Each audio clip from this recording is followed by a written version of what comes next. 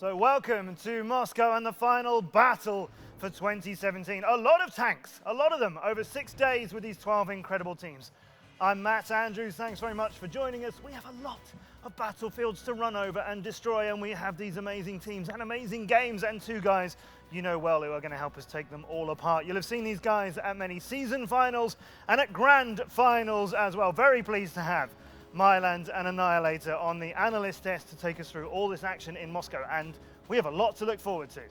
Thank you, Matt. I'm very happy to be here. Second time as an analyst, not actually on the stage playing, but here behind the stage. Happy to share my thoughts with you and with the viewers out there. Niall, how do you feel going into this tournament? Yeah, so it's going to be my first time as an analyst now. Normally I was a player over a number of seasons, taking an external view of the tournament now, a bit more time to enjoy it, and I think there's going to be a lot to enjoy over the week. I hope you're enjoying it now and when we get to the end, because we have got many days of this. 5 days of it here, and then the grand final will be from Wargaming Fest on the 23rd of December. That's when two teams are going to settle who is the champion of 2017. But to get there, we have 4 groups, each of 3 teams. All these regions have been mixed up. Nobody will be facing any team from their region in these first group days. And looking at those groups after the draw was done, Myland, out of all of these 12 teams, some of whom we know very well and some of whom we don't know a great deal about, who out of those teams thought, well, this looks good for us? Well, I think when we started Group A here, I think Ding can be really happy to have ended up in that group. Up against Steelman, very new Chinese team, also against top tier, not that experienced an A team, but yeah, I think Ding are really happy with that group. Yeah, that is looking good for Ding. Annihilator, who out of all of these 12 teams, when they saw their group, thought, well, I don't know, should we get our bags packed for Moscow or just take the winter off? Yeah, well, I think Group C, everyone kind of realized quite quickly that this would be the group of death. You've got Elevate, the reigning NA champions, Rush, former 2-time world champions, and Oops as well, a very competent team from the EU region. There's going to be a big clash there, a lot of competition. Those games will be very interesting to watch. He called your guys a competent team from the EU region there. So far, so good, Myland and Annihilator. Yes, amazing teams, champions amongst them, season champions, world champions, and great action. It's going to be a big round-robin format over the first 3 days. Each of these teams will play the other ones in their group. 2 will progress from each group. The winners of each will play the runners-up of another group, obviously, and 1 team from each will be done and dusted after the first 3 days of the final battle are done. And to get things started, our first game today will be between Top Tier and Steelman. Kazna Crew will take on 7 Pirates after that. Unique will be going up Unio Gaming, and then Oops, the competent European team, will be taking on the North American and almost undefeated guys from Elevate. But our first game today will be Top Tier from NA against Steelman from China. Now this is a really interesting match to start things off. It'll be 4 games today, 4 tomorrow, 4 after that, quarters and semi-finals later on, but we are already starting with a game which really is kind of a decisive match for Group A, because both of these teams will be facing Ding, one tomorrow and one on Friday, and it is likely, we would say, that they're not going to beat them. But let's take a look at Top Tier. Yeah, so we have a pretty good lineup here from NA. We've got a lot of players that you may have recognized from Eclipse. Delt there, well known on Twitch as well. And we have some of the pickups from Eclipse coming in here after their defeat at the season final. Some substitutions. Mr. Man there, always playing heavies, very competent player in that. 1, 2, 3, and Fixer, as we can see there in the background, hiding behind the camera. See him in a second. These guys look happy to be here, don't they? They look ready to do this thing. There's Fixer, as you mentioned. He looks like he's in good spirits. Well, they've got everything to play for. I mean, you know, they really have to take this match against Steelman. They won't have a very easy time against Ding later on. Zitz there as well, another well-known player that you might recognize from Twitch, streaming all the time. One of their key damage dealers in this lineup. And we see now T1 Diabetic from Eclipse, well-known player there, played many seasons in them, very consistent player. And on the end of the lineup, I believe that only leaves Muriel. There he is. Now these guys have had a long time to get ready as well for this first game today. They've been setting up all the time that we could have given them. They got the benefit of being the first game of the day in terms of being relaxed and not having to follow other matches, but then again they also have the pressure of being in the first game of the entire final battle. So they are top tier gaming.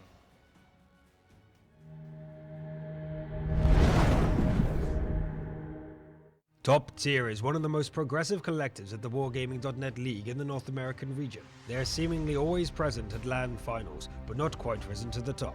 Matches this autumn were not very successful for the team. 2 defeats against Aquatic and Dare Rising forced Top Tier to make drastic changes in their gameplay and become even more focused in training. Top Tier saw immediate results from their hard work, winning 6 games in a row, which brought them close to qualifying for the playoffs. To get it, Top Tier had to play a tiebreak against their direct competitors, Eclipse and Elevate. In both matches they came out victorious, becoming the only team that was able to interrupt Elevate's winning streak. At the LAN finals, Top Tier managed to make it to the finals, but in the dramatic match against Elevate, they faltered 4-7. The story isn't over. Top Tier have come to the final battle in Moscow representing North America as their 2nd seed. Who better to test their mettle than Europe's Ding and China's Steel Man?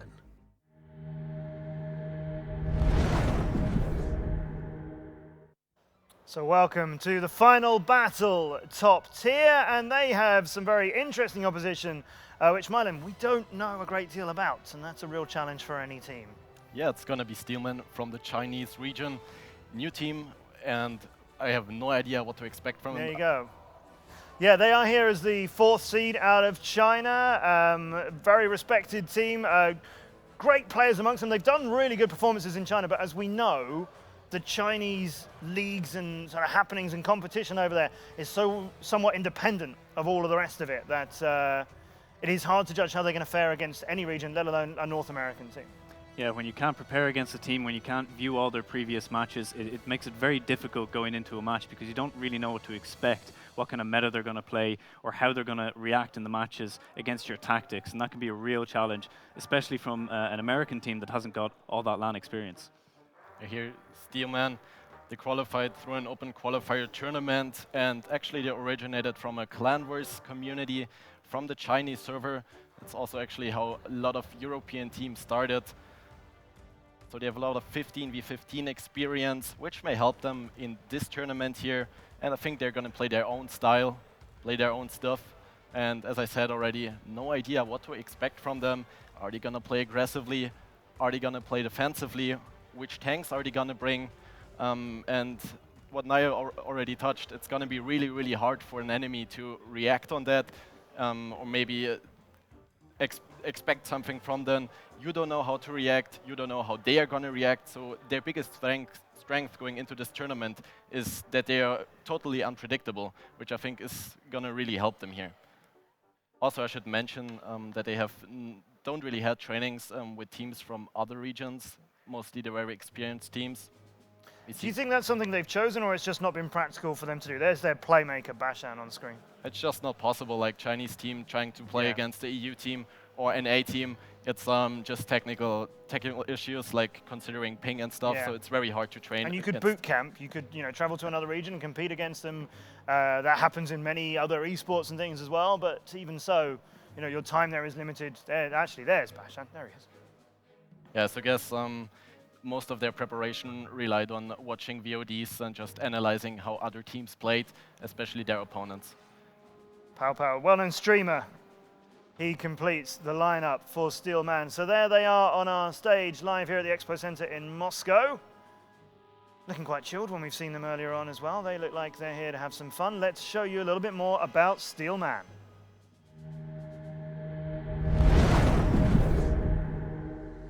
Steel Man represents the 1st seed of the Chinese region. Starting as a clan, they spawned an elite team to take on the WGL and did not regret their decision. Miracles happen and the team clearly believe in that statement. Steel Man is the best clan in China, as well as regular prize winners of events and tournaments in World of Tanks. Steel Man has repeatedly proven they know how to fight with tanks and proved it yet again in the current esports season.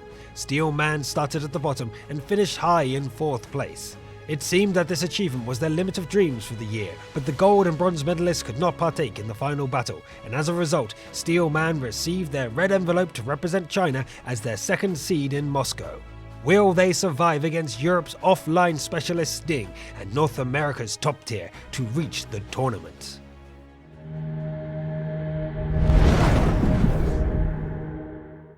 So welcome to Moscow, Steelman, all the way from China, who are going to be playing top tier in our first game today.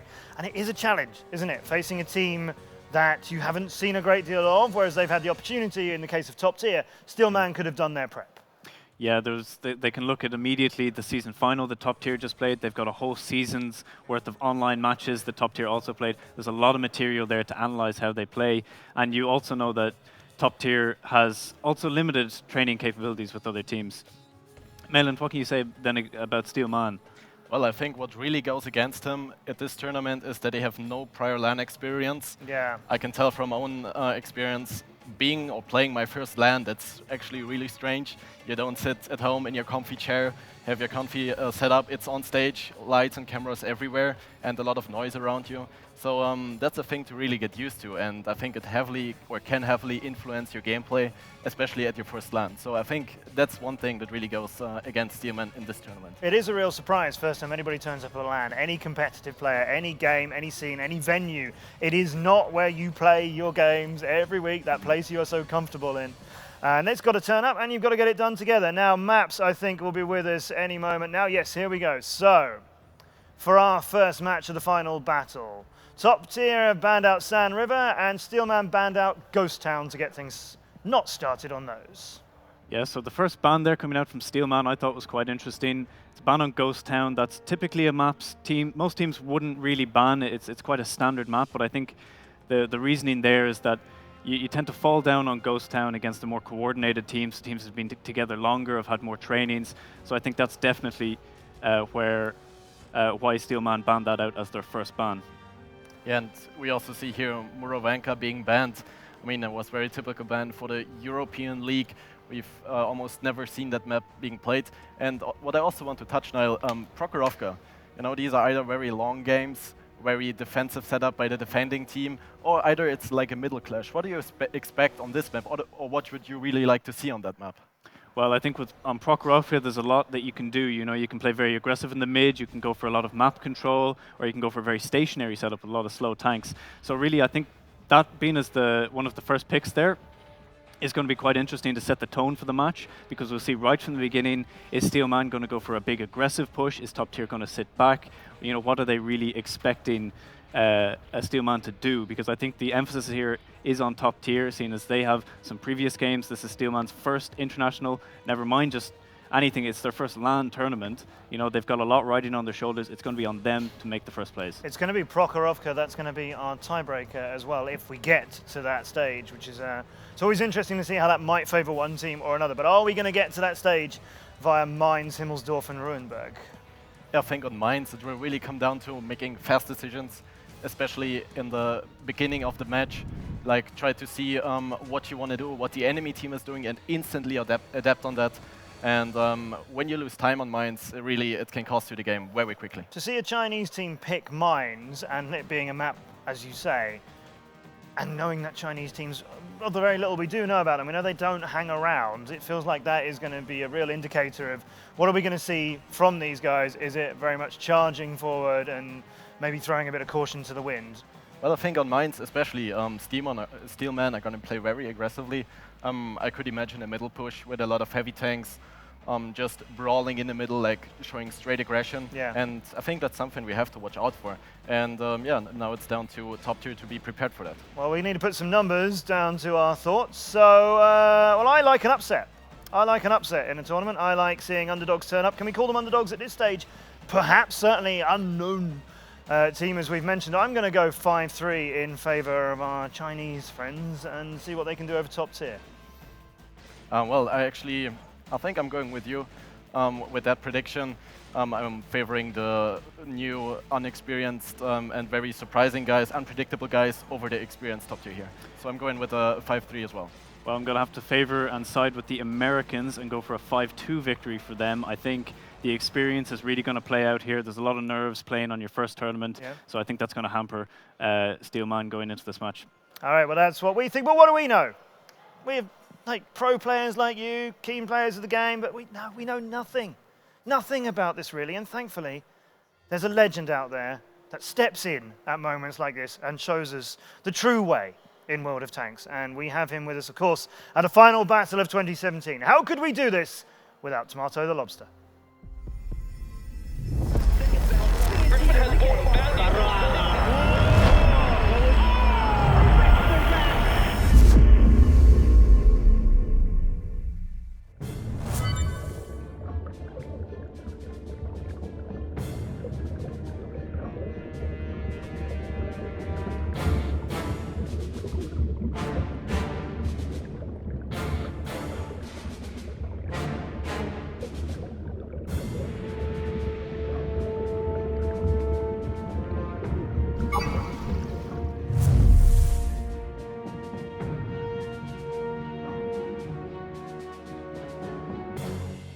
Well, there you go then. So that's that done. We don't need to play the game. We're just going to do this all day long. Tomato the Lobster's going to decide, and then we'll just move on to our next game.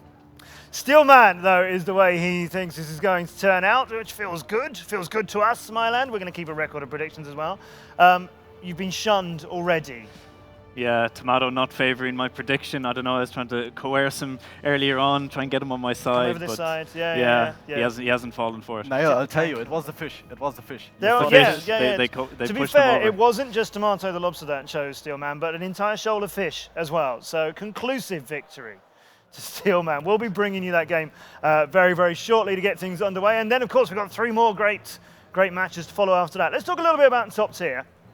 We know they've got an unknown quantity to deal with, and we've already talked about the fact that Ding is in this group, and both of these teams are likely to lose to Ding. So this is the match you've got to win if you want to keep your dreams alive of progressing to the latter stages of this tournament. We talked about top tier in less than wholly confident terms. They are the second seed who have joined us out of NA, with Elevate being the first. Elevate, who we will see later on today, they only lost 1 game this season, but that game was to top tier. Now, admittedly, they also put top tier away 5-0 later on, but we won't talk about that. We'll talk about the fact that top tier did manage to get one over Elevate during the season. Yeah, I mean, if these teams are really going to meet, I'm looking forward to that. I'm hoping for that to happen, like later on in when they actually advance to the more advanced games. And I don't know what they're going to bring to the table, if they're going to play NA meta, like their usual stuff, or if they're just going to bring something completely new, something completely else. I mean, there's always been some surprises at every event, and I hope for surprises here as well. I think they can do it. We will have to find out. I say I think we can do it. I predicted the other way. But I think top tier can put in a really good performance, and that's what we want to see from all the teams, particularly on day 1. So let's bring you some tanks. Let's get to that. Now, make sure, of course, you can join in online with your predictions and meet Tomato the Lobster at WOTfinals.com. You can do that, but don't miss any of the action we've got for you. It's time to go over to Daki and Mojo, and it's time to get our first game underway between Top Tier and Steelman. Yes, thank you so much, Matt. It is my distinct pleasure to bring you this first match together with my good friend Still Mojo. We happen to go everywhere, don't we?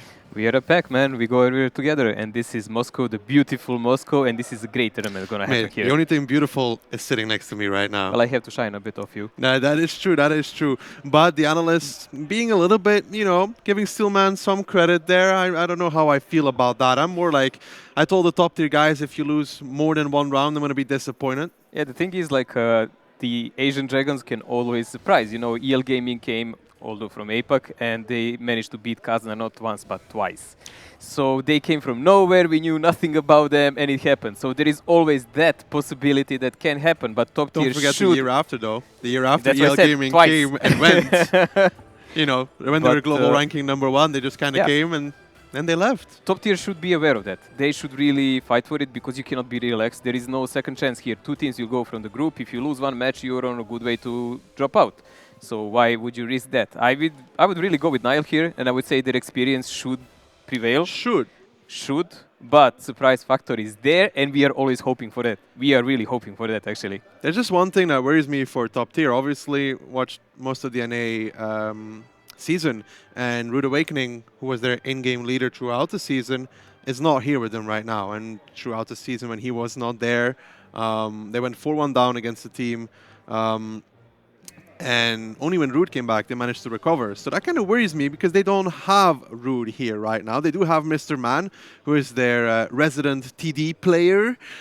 He plays those STRVs. He plays them very well. If you put him in that, he's going to do extremely well. And they have an all-around good lineup, but it's not their normal 7. No, it's not. This is definitely a huge problem, and it will reflect their gameplay, as you said. But Steelman do not have any LAN experience, which is a huge impact. Yes, they come from a clan war clan, they qualified through online tournament, but they're still playing from home. Now you are here together, there is crowd, there is noise. You're not on your home computer, you have to make a huge effort to just adjust to that. Well, Mojo, let's take a look at the first tank lineups that are coming out on Prokhorovka. Top tier, choosing already 4 Super Conquerors, an IS-7, a Batchat, and a T-100. Very heavy. Very heavy, but also very aggressive with T100. It does spell kind of mid-control for that, I would say. But look at this defensive setup by Steelman. 2 STRVs and I7s to put them in front to tank the damage if it happens.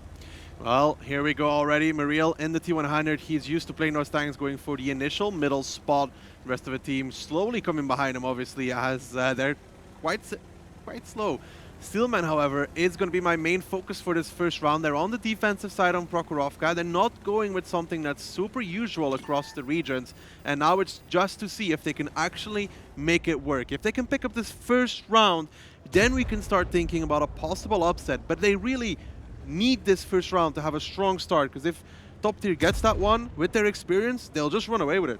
This is a big problem actually for Steelman at the moment. They have 2 guys that are completely out of the battle, trying to make a trap on that 8 and 9 line. You can see the tank destroyer and a Batchat. But if Miriel gets spotted, he will know there are split forces from Steelman and they're not covering 100%.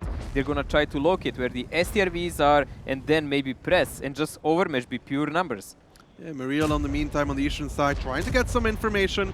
The IS-7's just destroying the houses, clearing those to make it easier if somebody does try to push up and over. Miriel now still trying to figure out if he can find somebody, if he can find an opening. Ooh, Pau is climbing now. He can't even shoot. Miriel got spotted though. Miriel got spotted. That tells him that there's either somebody in the bushes or there's somebody further back. And I think he should be safe for now, at least. But if he...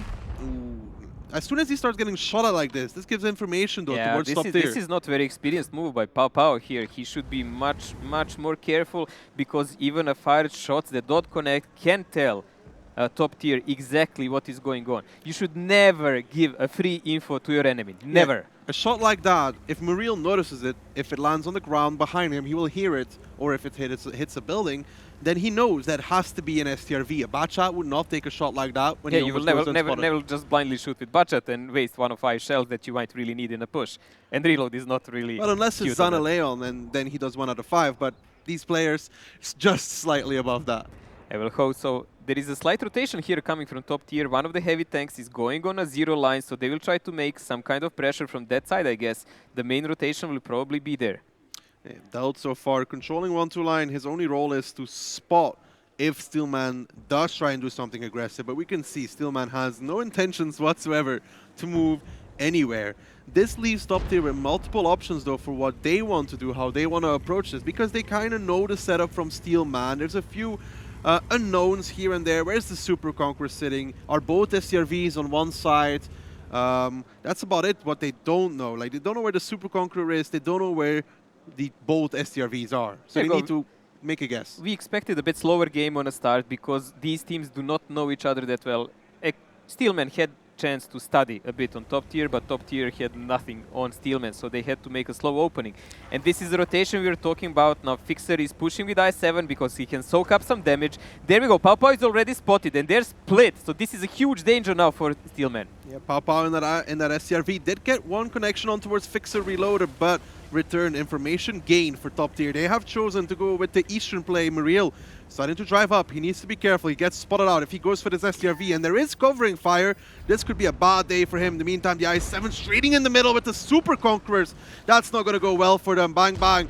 And Dying needs to get safe here. The I7 tracked 1 more time. Zed's getting the perma-track on towards him. I don't think he can move away. I don't think so either. Steelman about to lose their first tank in the final battle, and there he goes down. Mr. Man picks up the kill, and in the meantime Pau in some trouble as well. Steelman need to make a recovery, and they need to make it fast. Dang, when June paid the price of inexperience, they're perma-tracked. You cannot deal with Super Conquerors while they're in a cooldown. They have far superior DPM and accuracy of that gun. Pao Pao is now the next on a chopping board. I would say Miril will finish him off so the rest of the team can focus on the rest of the tanks. Some great coordination there between the boys from top tier. Super Conquerors forcing Pao Pao to turn around, and Miril coming from the side says thanks you very much, picks up the kill. Nitron in his bat shot, not going to do much better as Miril picks up his double. That leaves just 4 tanks standing here for Steelman in the first round. In the defensive setup, it got red.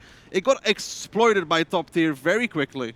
Yeah, this is a game that's going 100% in top tier's favor. There are 4 tanks staying by Steelman, but they are on the wrong side of the tracks. The action is going on here in a village part. They can just put 1 tank and start capping to attract the tension.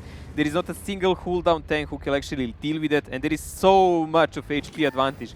3.5k. And those 3 guns in the game, guns that are even more important. Well, here comes the final push for top tier. They want to close this out. Top from the middle and the top side. You can see all the tanks pushing in. Oh. Fixer driving over. Rongyai, that's going to hurt. And now the Super Conqueror from Bashan is not going to fare much better as he's completely isolated. No more friends for him. Ariel doing some more work in that T100. And that leaves just 1 lonely bat shot for Steelman on the other side of the map and 7 tanks from top tier left standing. Well, Fixer there definitely wanted to make a point and stomp in the first round Steelman, so he actually ran a guy over.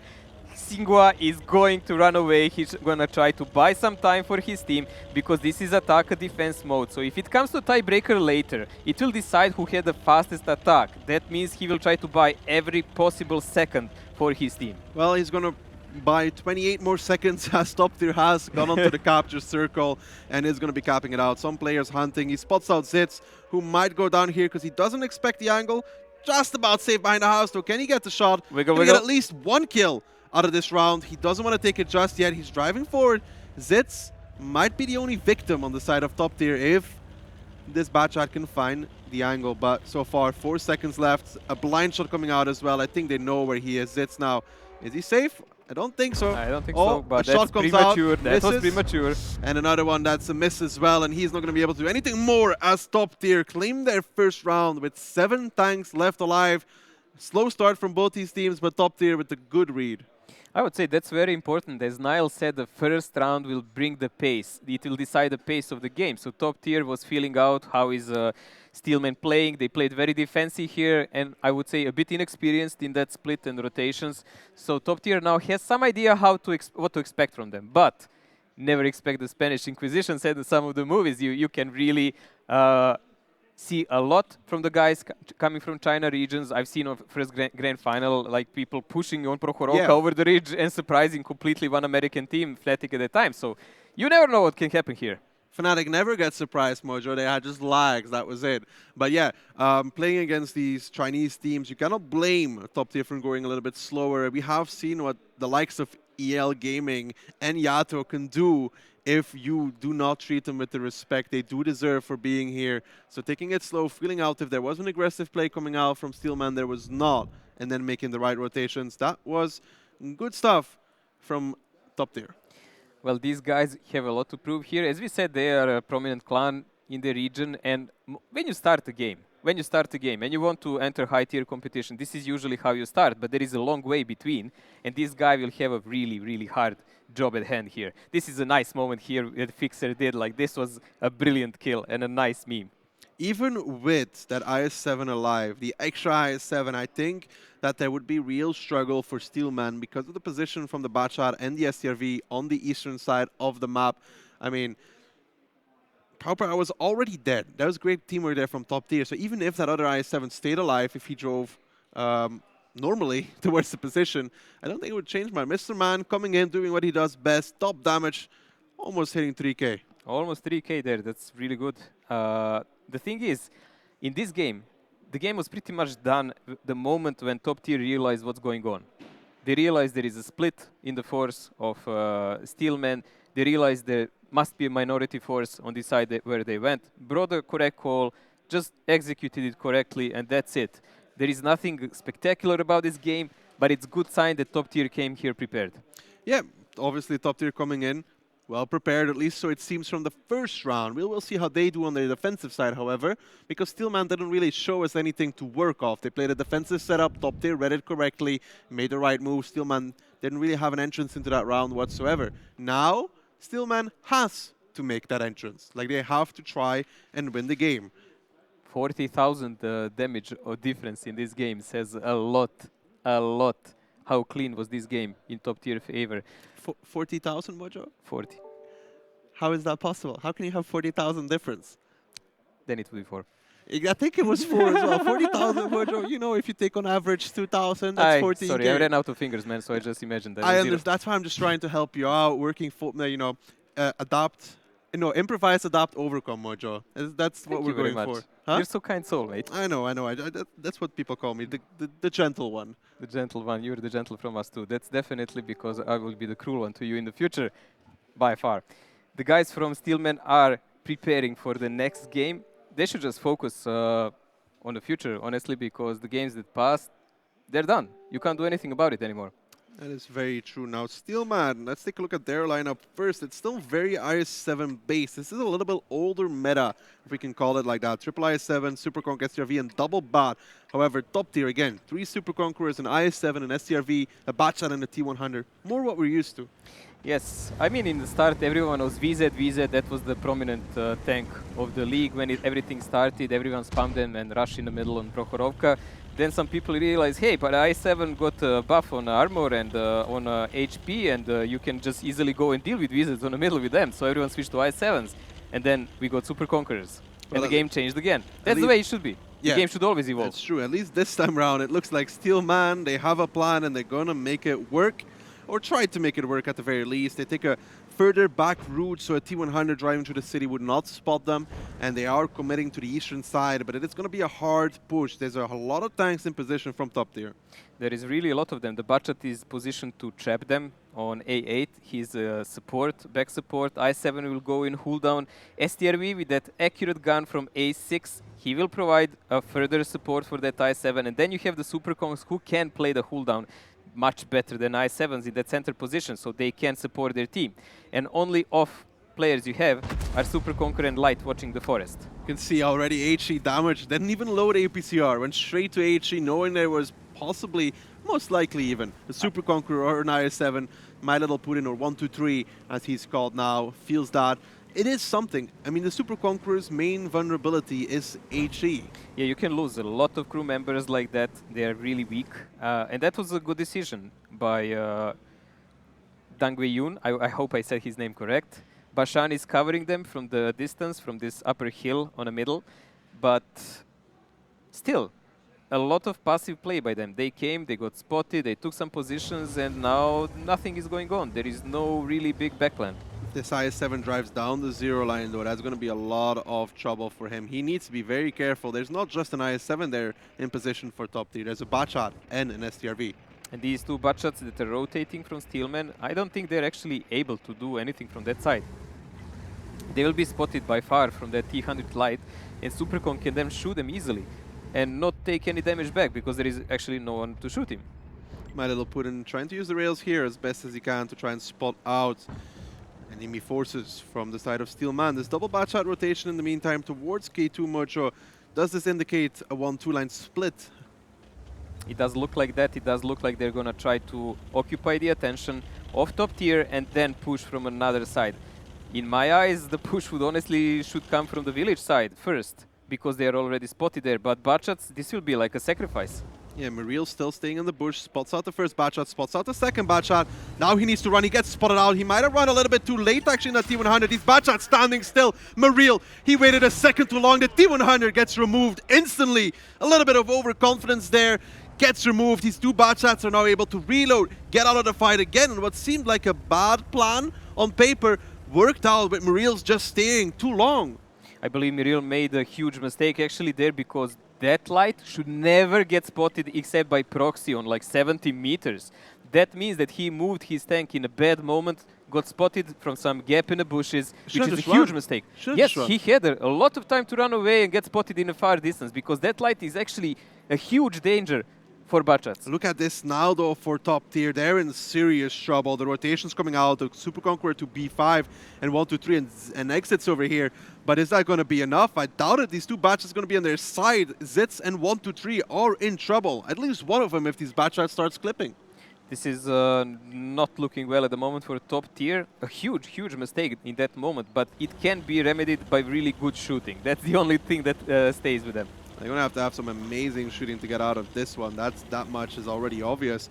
These Bachats now getting in position. They spot out 1, 2, 3. They should know they can't do anything against him. T1 Diabetic neither.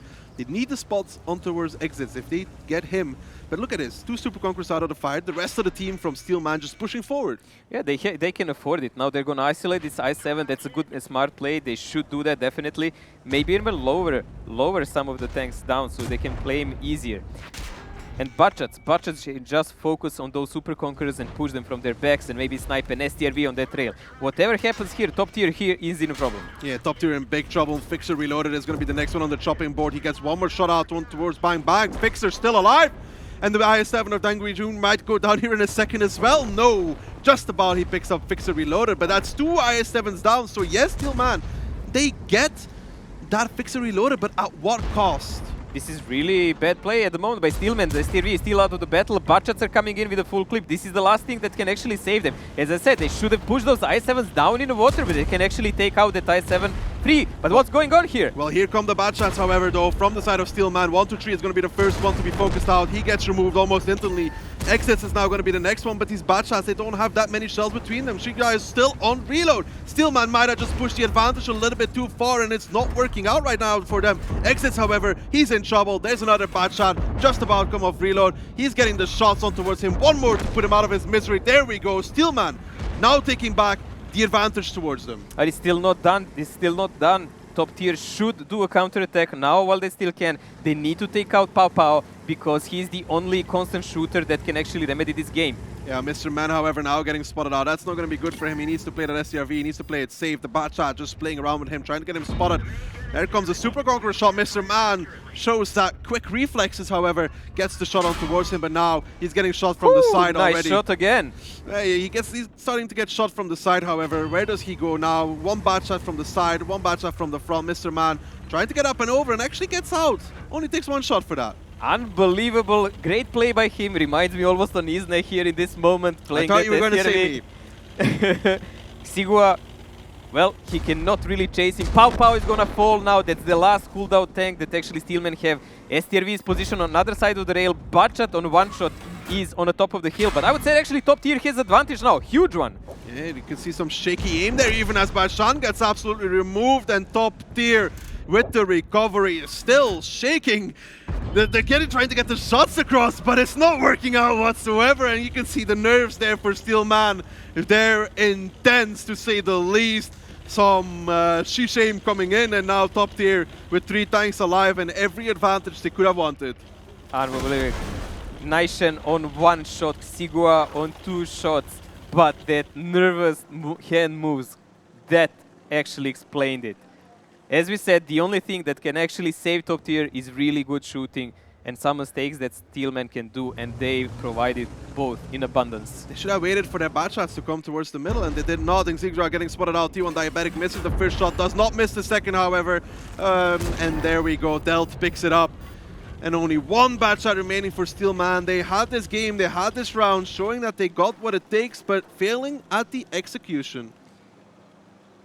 Last guy standing between a complete defeat on first map, Prokhorovka, for a really great opening of top tier. I cannot say brilliant opening because that losing T100 was really a rookie mistake, but the team managed to recover greatly. Good team spirit there and good decision making in last moments.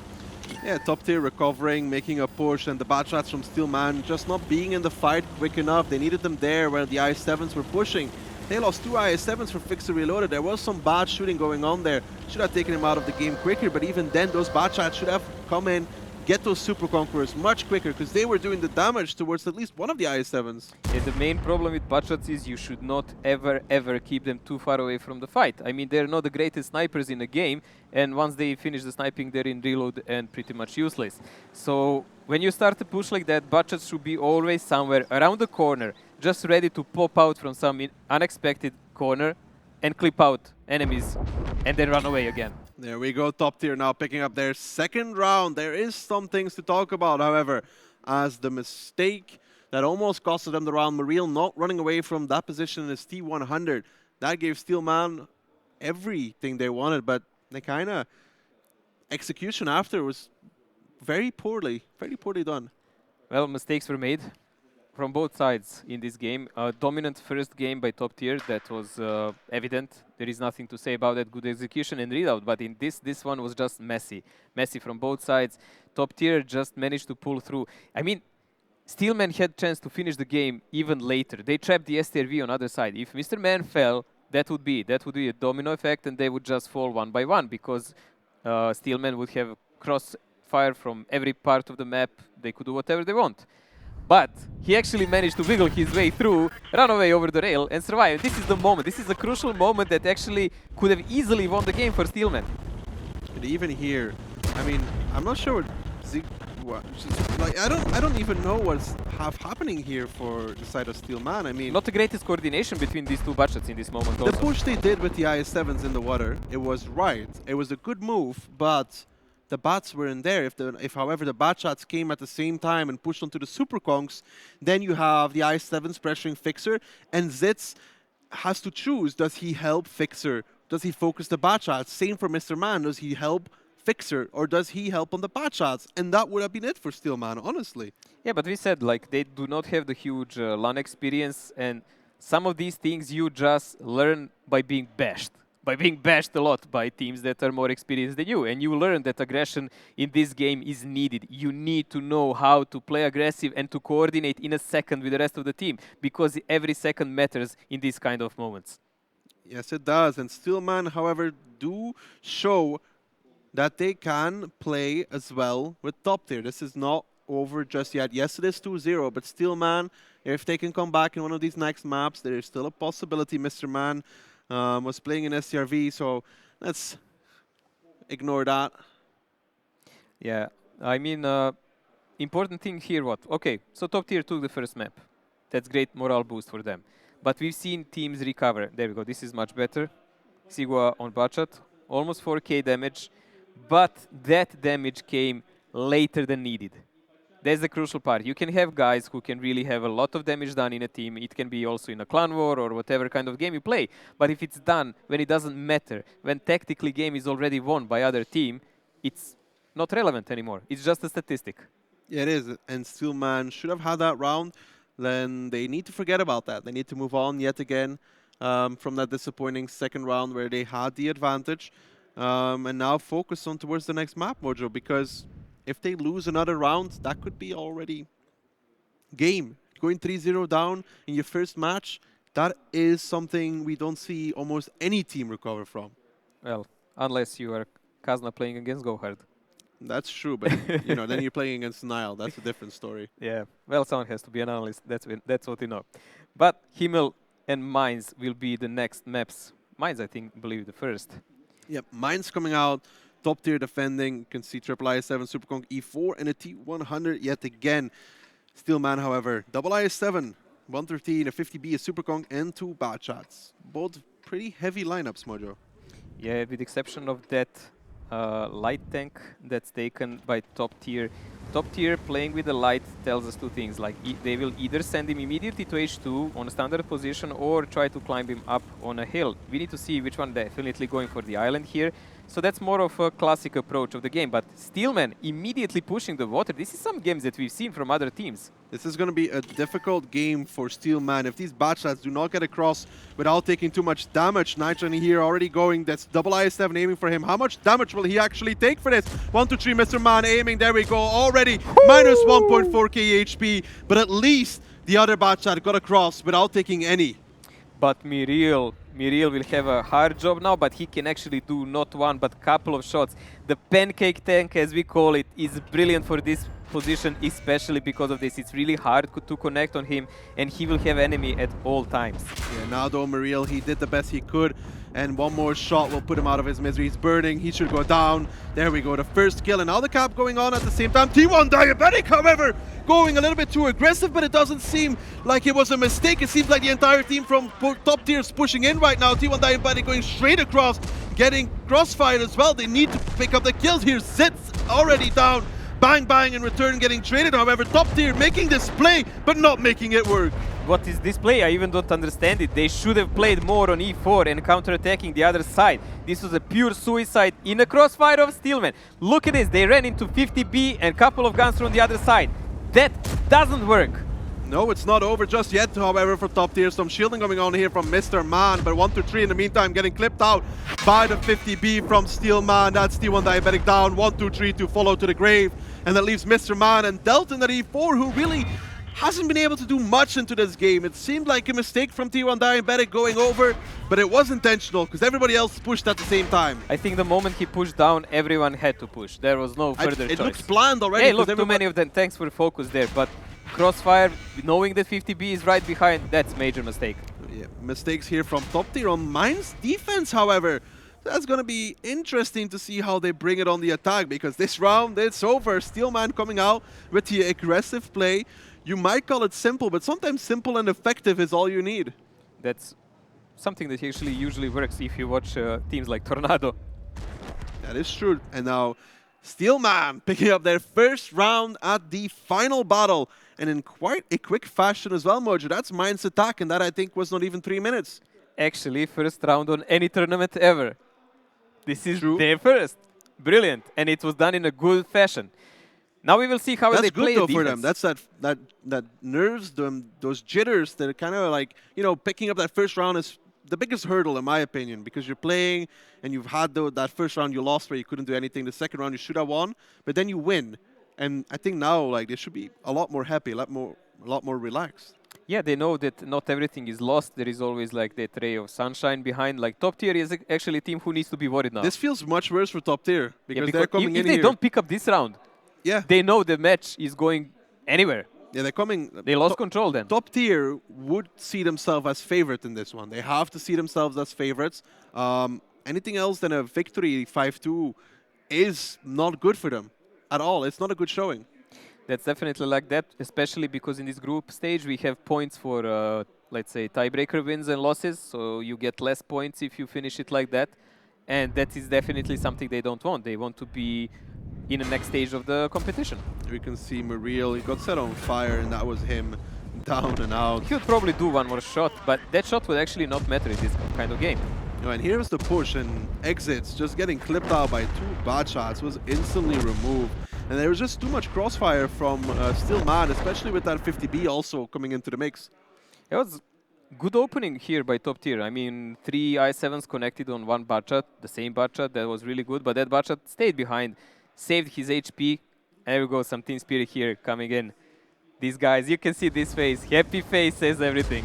Happy faces, no happy faces on the side of top tier, however, as they don't really have anything to smile about. Mine's defense and their tactic falling to pieces by a 1-2 line crossing of 2 bad shots. It's not the best tactical defense they chose, but you live with what you pick in this kind of games, and you get what you deserve on competitions. So we will see how will top tier actually play in attack now. Honestly, Mines in the start was heavily defensive map, but it changed during the season quite a lot. And a lot of attacking rounds are now snatched, actually much more than defensive.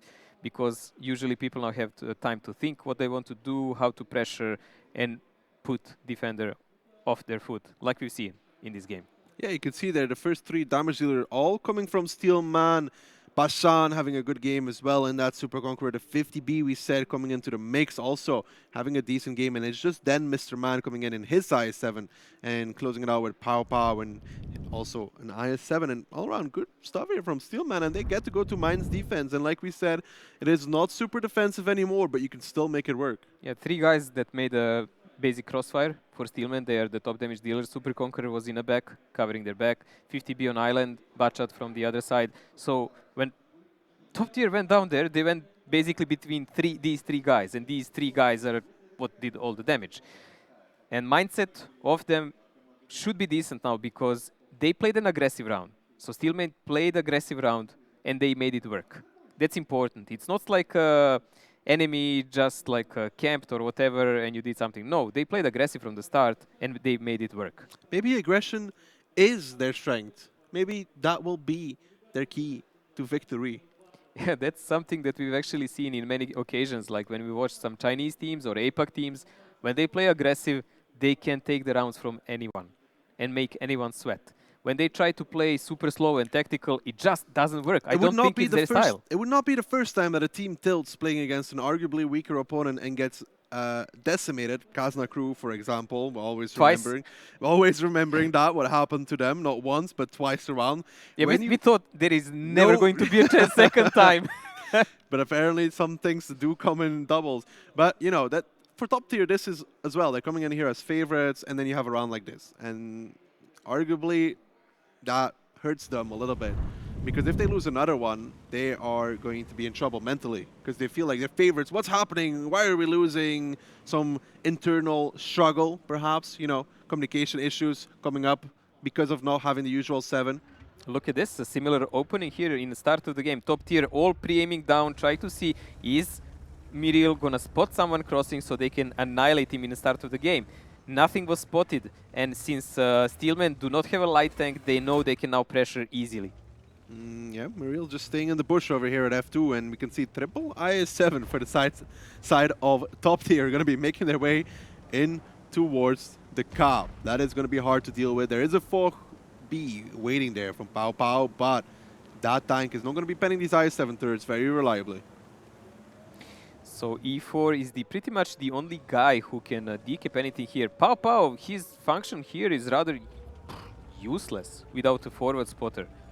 I mean, the Bachat on H4 can really do a nice spotting if someone crosses, but that's about that.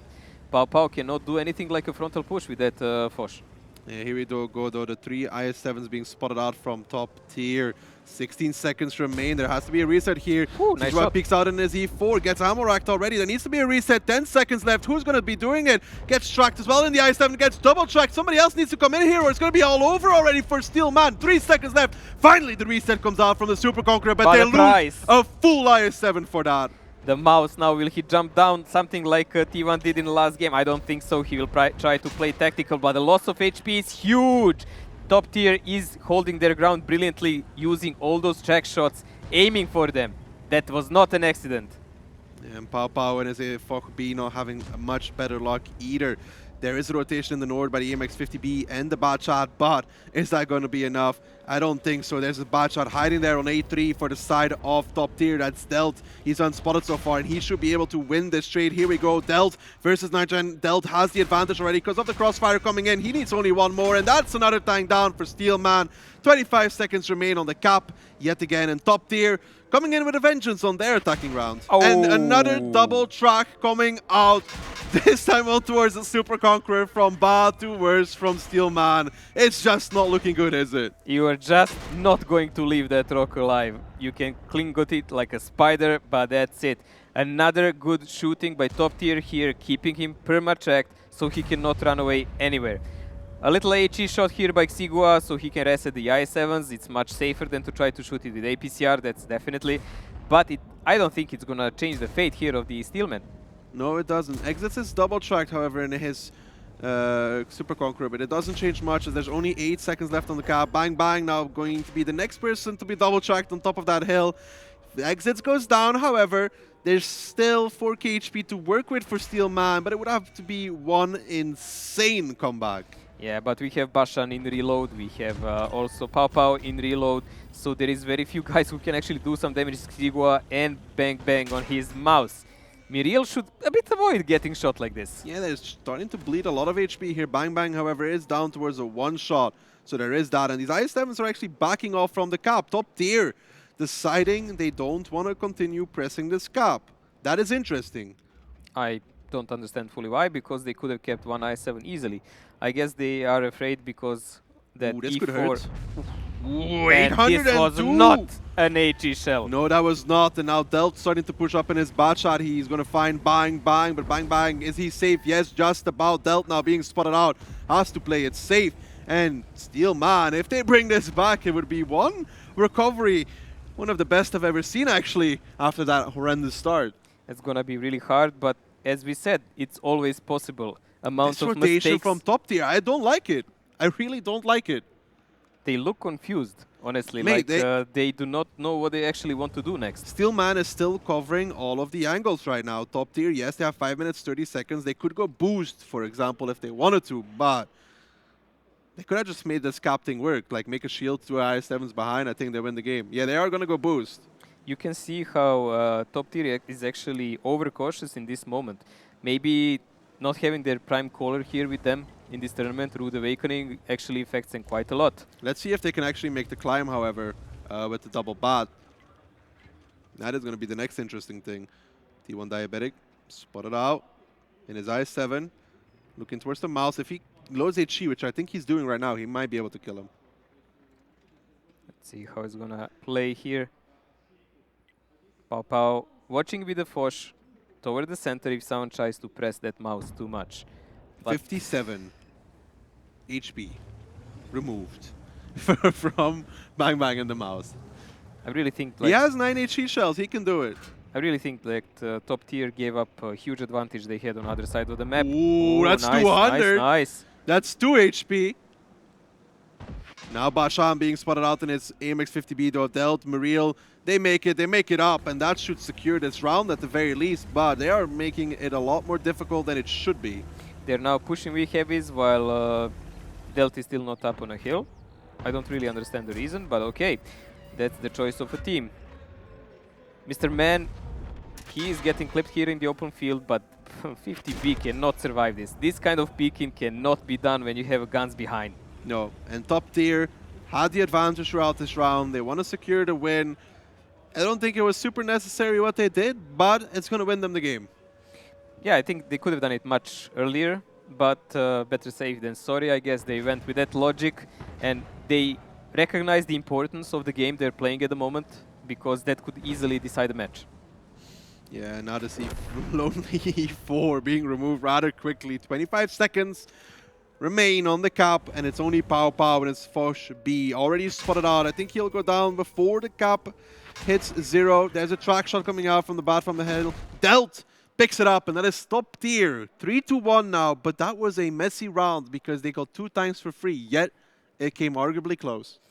Too close, I would say. A lot of advantage was given away in one moment, and a lot of indecisive moves, especially the retreat of I7s, almost costed them a game because they were spotted and E4 managed to do some shells on them.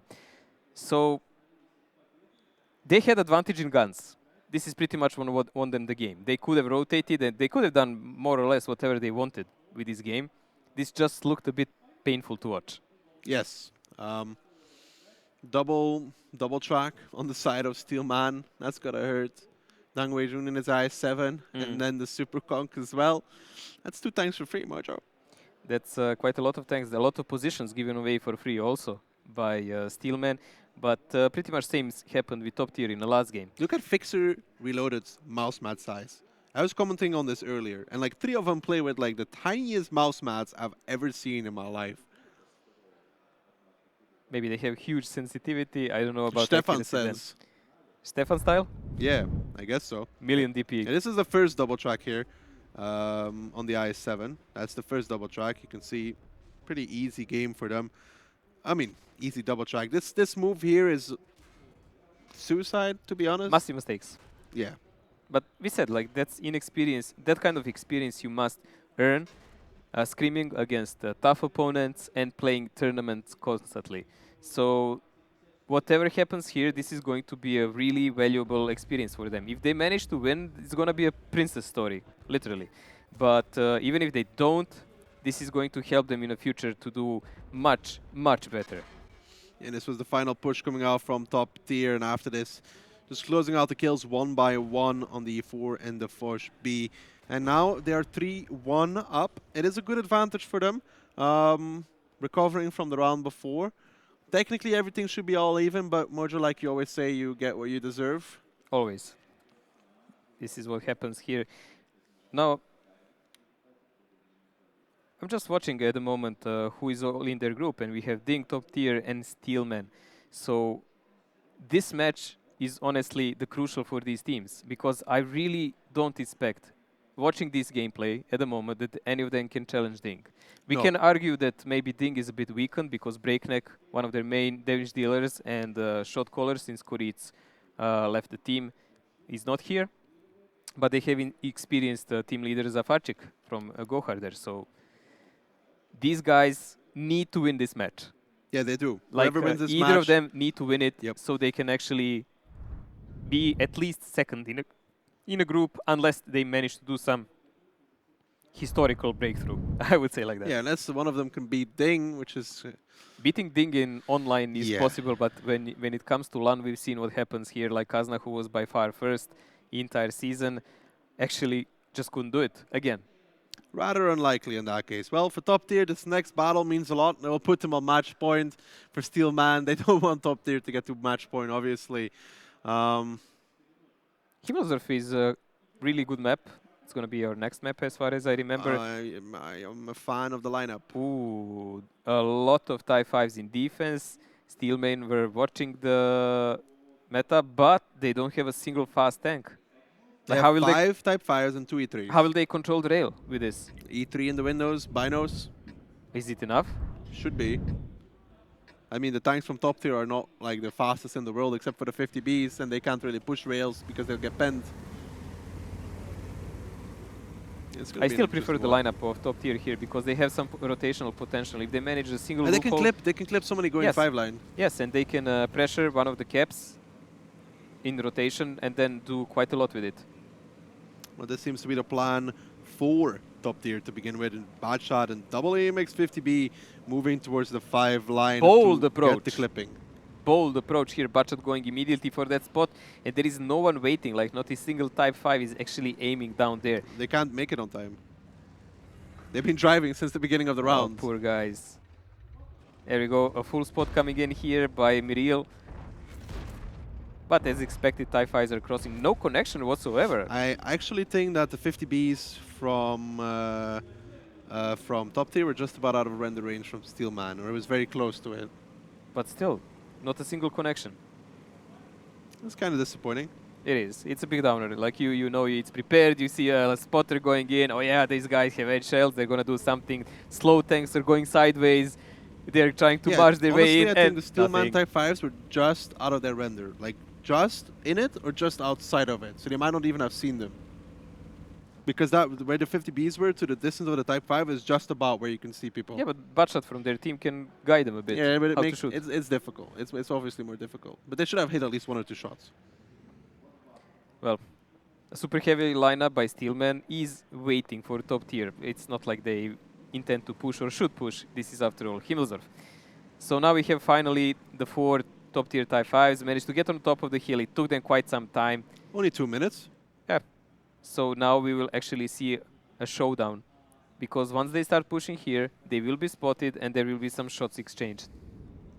Well, here we go, though. Mr. Man going to be the first one going down. The rest of the team to follow, making sure they don't get spotted, because the Type 5 is really big. You can get spotted over the wall coming off the hill. And now they are going down, but what are they really going to achieve? I think they will just peek. Peek And they need onto to 4 Type 5s and an E3? They need to peek a bit, and then the Clippers need to come in and start doing their damage. That's the only way. You can't really cross. I mean, the luxury that they gave to Steelman to cross without being damaged, if you try to cross here with Type 5s, you're going to get annihilated.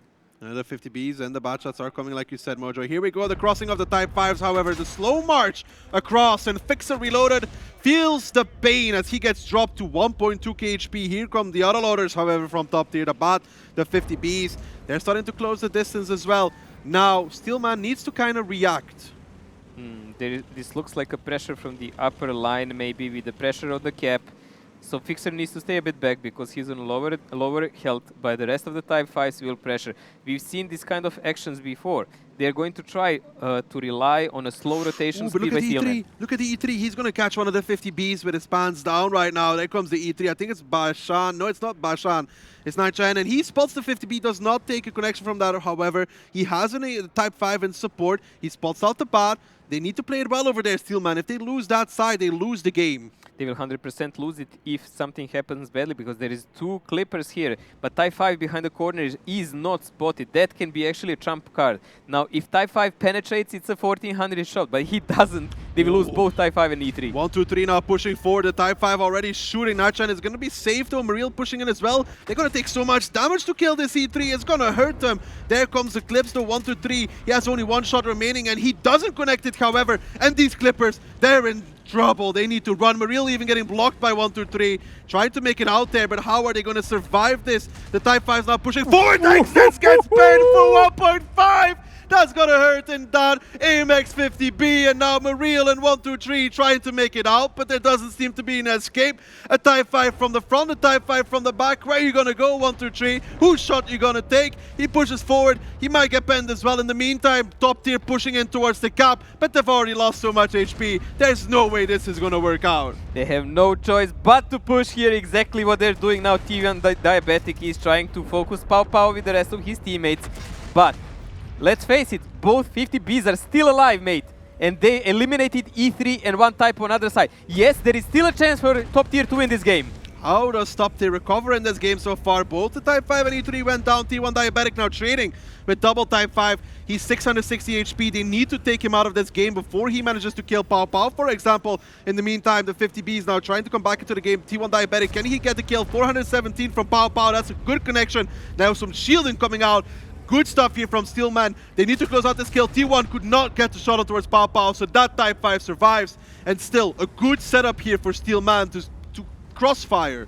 There is still 5 guys from top tier alive. Delt has a lot of HP, but the second guy in a team after him is actually a 50B. And we did see what happens when a Type 5 managed to penetrate that shot. Xigo, I see a perma-check bite. He does take Fixer Reloaded out of the game. Yeah, he did take Fixer, and that was all he wanted in this game, really, to remove another Type 5 from the side of top tier. Delt, Mr. Man, now forced to back off. There is an AMX 50B flying coming out, however. 1, 2, 3. It's Bashan looking that way. I think he's just about driving there. Bashan, he gets tracked. Does he still have the break? Yes, he does. 1, 2, 3 will probably get the kill onto Bashan. He needs to track him here. One more shot. Can 1, 2, 3 get it? No, Bashan just about getting around the corner. That's a Type 5 shot on towards 1, 2, 3. 139 HP remaining. And now Steelman with a definite advantage as Mr. Man has dropped towards 232 HP. And 1, 2, 3. Run, young lad. Run. Woo! He managed to come back around the corner because there was no reload there. And Bashan is taken out by Delt from other side. If 50B runs around the corner, they actually still have a fighting chance, no matter the HP. 1, 2, 3, just about makes it around the corner. And now he is going to have to deal with Bang Bang, though, who's waiting on the 5 round. He knows this. And it's still so hard for top tier to dig through this 4 Type 5s. Rong Yan still has all of his HP, 2,135 remaining. How does top tier get in and do anything? The angles are covered. 3.5 minutes left, but let's not forget, the main huge damage dealer here is already gone. Like there is no E3s left for Steelman. And with Type 5, it's really hard to penetrate Delt for more than a couple of hundred. Exits, he might be in trouble. Xidra pushing forward, that's a 50B. Exits needs to be careful here. Does Xidra go for the trade here? Yeah, he must track him actually if he wants to survive, because if he doesn't, Sigua will annihilate him. But Sigua doesn't know where the rest of the Type 5s from top tier, so he cannot actually blindly push that corner. Actually, he should be very worried about himself. Rongyan in the meantime getting clipped out by 1, 2, 3, takes 1 shot. That's a good play there coming out from 1, 2, 3, taking a peek, backing off yet again. 2 minutes, 38 seconds, however, for top tier to break this. I think they should have pushed with 1, 2, 3 after he survived. He should have went on hill.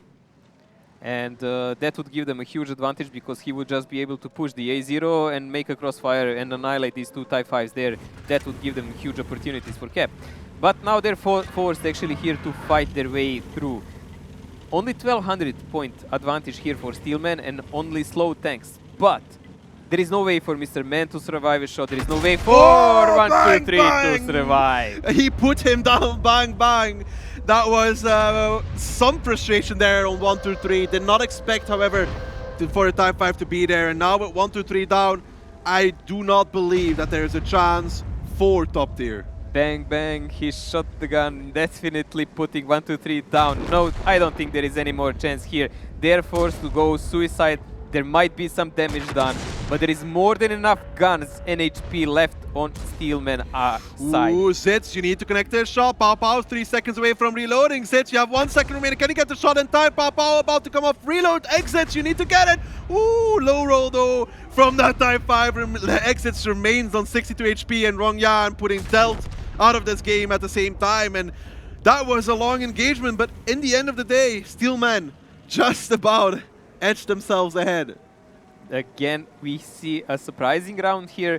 I honestly didn't like this slow setup by Steelman, but those couple of shells on 50 Bs in the start of the game, especially the one that penetrated for almost 1400, that won them the game. Rong Yang, try and kill Exits if you can. Exit has one more shot available. He's waiting for Pow Pow. Exits, you need to come forward. Now he actually He gets it. That's a good shot there from Exits to close out the round, but Pow Pow is like, okay, you got my teammate, I'll get you instead. Well, this brings the score to 3-2 for top tier. So after really convincing Prokhorovka more or less after that one blunder, actually they are struggling now against Steelman. And as we said, the division, like top tier, not being in their full lineup, playing with players that might be good individually, but not trained as a unit, is starting to show off.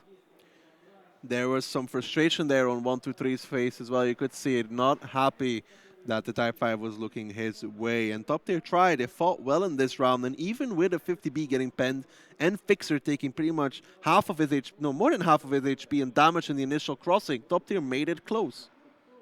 Really close, and I really think they had actually the game in one moment.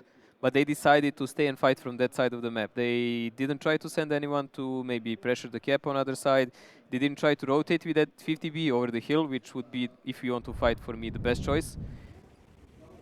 And they pay the price, because going back to that exit... If Exits in 123 may move on to the cap and Delt pulls back towards the 3 line, they probably win that game. That's how I see it. Either of the options, pulling back and playing like that, or pressuring from the hillside, I think Exits and Delt should have pulled back, went to 5 line or 3 line, and then put 2 50Bs on the cap. And I don't think you pretty much have the game Steelman gets back into the fight. It takes a million years to even try to cross. You take damage every step of the way. And what then? But top tier chose their fate by selecting how to play this tactic. So now we will see what will they do from defensive side, and actually are Steelmen able to take any attack? So far, everything they won were defenses. Yeah, that's true. Except on mines. Yeah, I was thinking about that. Only defenses, Mojo. They won. Sometimes you say things and I just like want to agree with you, and then I think it through and I'm like, no. Yeah, I mean, top tier. This is not really what I wanted to see from them. You're playing against a new team, and we can see this moment. That's pure frustration. I like how Fixer is not the first one, but yet he takes all the damage. Like, he's like the middle one. Mr. Man's the first guy, and Fixer just gets wrecked. Those HSL have I don't understand what happened here, because Dang Weijun had a shot, but he did not connect on 1-3 somehow. There was also a previous moment when 50B that was not in the camera actually had a chance to run away. Then the plays here with 50Bs could have been much better. A lot of mistakes done. Yeah, but they're keeping up the spirit. That's actually quite important. One thing you notice with all the Chinese teams is that they are very, very loud in terms of communication. I don't know, man. When I played the league, my team was very loud in terms of communication. No, I find it quite normal. Exits still coming in with 4K together with 1-2-3, but like you said, if Exits had more of his HP, he could actually be a valuable role in this round. Now he was 500, couldn't do much. Bashan 4.2K, 4 guys from top tier next in the damage list, and it was just not enough. Not enough. Story of that round for top tier. Not enough. Now, however, they transition to the defense. An easier time for them. They can bring it 4-2, move into Ruinberg with no issues whatsoever, because they always have Ruinberg defense to rely on. Exits 3 kills and 3.8k damage done. Some good shooting, but esports champions. Well, you're not champions yet, mate. I like that mouse mat. I think it looks cool. Oh, there's another one. I think like 4 of them have it. You would like to have one, right? Yeah, dude. Sign me up. But it has to be Gamescom champions. You can call me a champion however you want, Moj. I'll be your champion. Well, at least you won one tournament in your life, mate. It's more than you, right? Actually, no, I won quite. a few. Really? Yeah. Oh, I must have been back before my time. Yeah, your time didn't come that far away, you know? That was before everybody's time, actually. Probably Oh. were the only person playing on the European server at the time. Wah, wah, wah, wah, wah. But now, the lineups for double T57. Okay. Takes a second to process, but yes. Quick reload, great DPM, heat as well, close range monster, especially on Himmelsdorf. 57 is a great cure, especially they also have some armor on the turret, so it's harder to penetrate them, unlike the 50Bs, but they're also slower on rotation. But when you play a lot of super heavies, they can be quite a good solution, because their burst can easily take out one of them, and then you have a reload in like 20 plus seconds, which is a bit more than average shell reload for Type 5.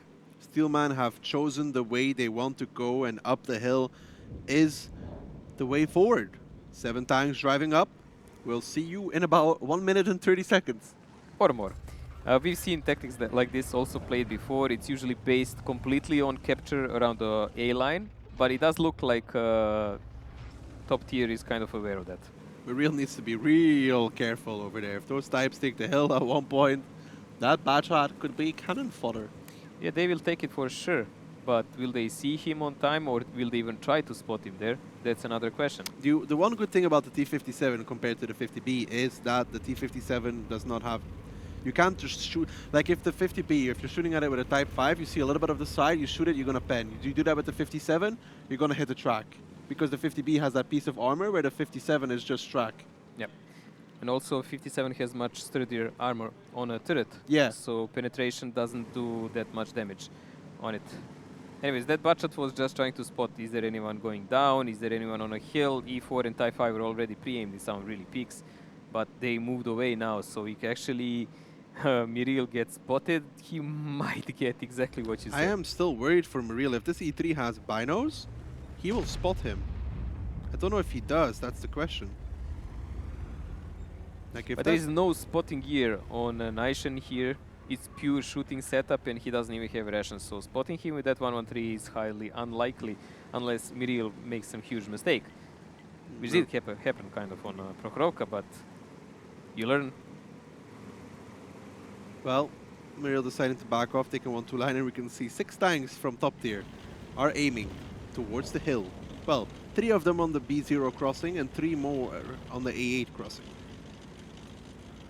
This could hurt. A slow approach by Mastodons. Sigua will try to anchor his E3 first and angle himself against these guys. We've seen in our league, if you remember that oops match on Himmelsdorf when E3 got deleted, played by Raging Potato. Let's see how will Sigua actually do, and can top tier mark and make those penetrations.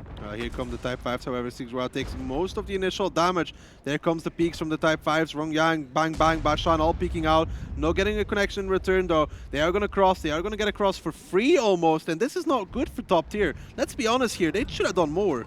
They should have done way, way, way, And way, T1 way more. Diabetic getting wrecked in his 113, down towards half HP. And top tier, I don't understand. They had the crossfire, but then they decided to close the distance for who knows what reason. There is also one more thing I really liked here. Steelman actually talked when are the reloads of Type 5s of top tier. E3, you could see him. He was waiting in a cooldown. Once they fired, he just charged down. And there was no one to shoot him in the side, which would probably almost one-shoot him.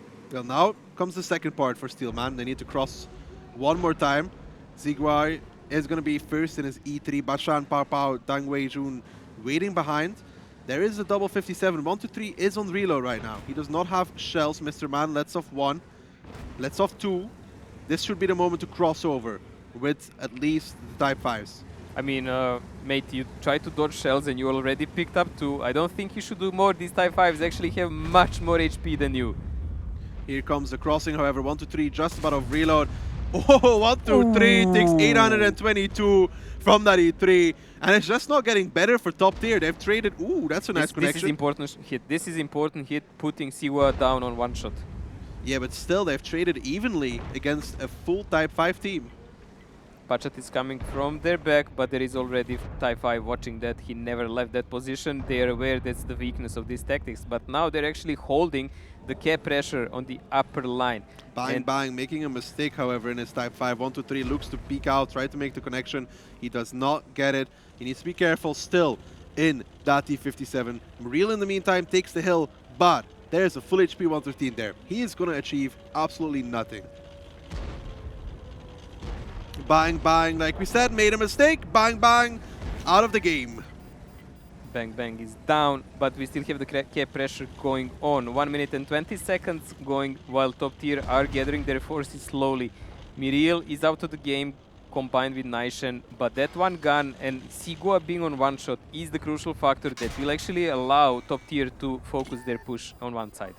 Yeah, in the meantime, however, top tier moving slowly towards the corner. The cap pressure has been abandoned in the meantime. Steelman is going to have to do some significantly better trading to get out of this round because they've already lost one of their guns, which is Bang Bang in a Type 5, and now Dang Wei-jun taking a big hit from exits in the D4, adding insult to injury, and this is going to be top tier pushing in. They're trying to make the difference here. They remove Zigdrayan in the E3. Now they're going to focus on towards the Type 5s. These T57s coming out into the fight. Mr. Man just clipping out freely.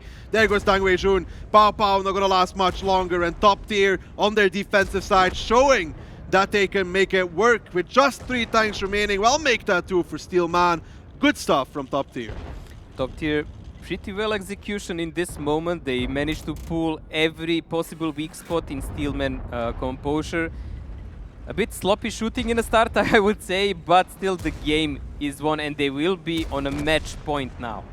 And this is match point for top tier, putting themselves on 4-2 over Steelman and moving into Ruinberg as our final map of regular time. And they will be on defensive side as addition. This is not well for Steelman here. They will need to do something really radical, otherwise they will have to lose match with a 0 points, because top tier will get 3 for a clean win, and then they will have to face Ding in a desperation match to try to stay in the next stage of this competition. Yeah. So Steelman, this is it. This is it, guys. Win or die round.